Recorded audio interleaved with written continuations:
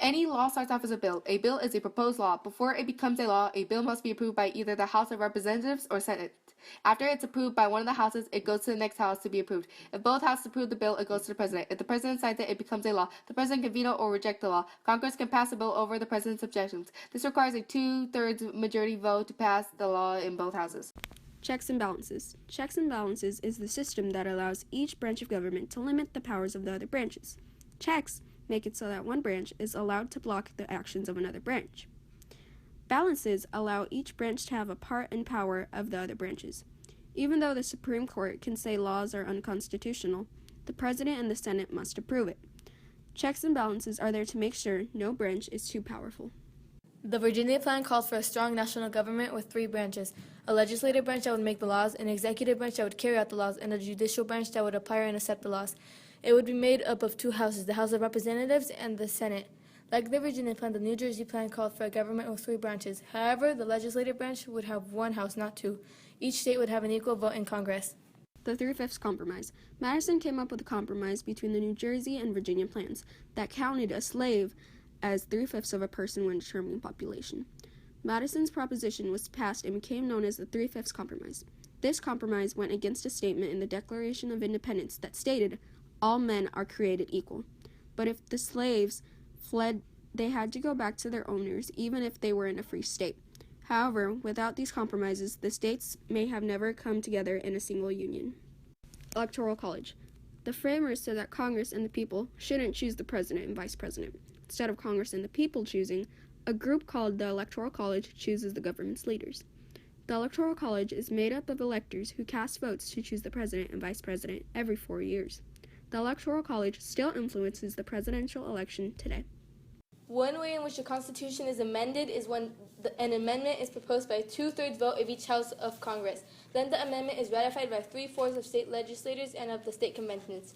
Another way for the Constitution to be amended is when an amendment is proposed by a national government called by Congress at the request of 2/3 of state legislators.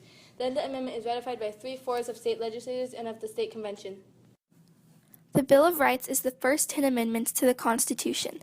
The First Amendment allows us a freedom of speech, religion, press, the ability to assemble, and the ability to petition. Many people call them the 5 basic freedoms in the Constitution. The Second Amendment is the right to bear arms. It is said that the Second Amendment protects the rights of individuals to own weapons for their own self-defense.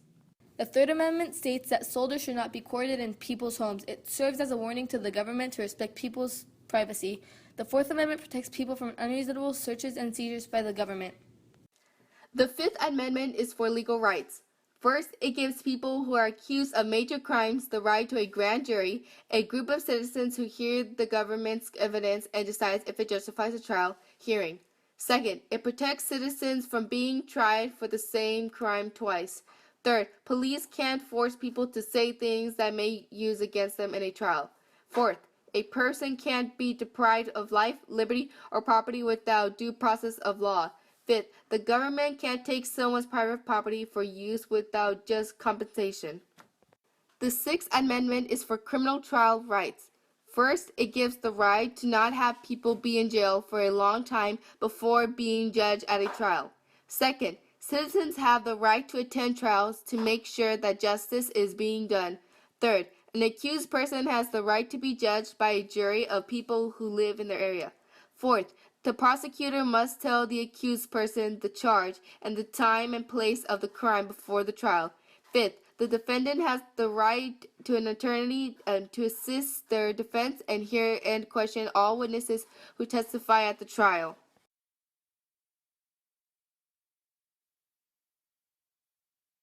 The Seventh Amendment lets people involved in a civil case have a right to a jury trial and has no fact tried by jury be re-examined. The Eighth Amendment means prohibiting the federal government from imposing excessive bail, excessive fines, or cruel and unusual punishments, including torture. The Ninth Amendment says that even though certain rights are listed in the Constitution, other rights not listed are still retained by the people. The 10th Amendment says that power is not delegated to the United States by the Constitution, nor prohibited by it to the states, are reserved to the states respectively or to the people.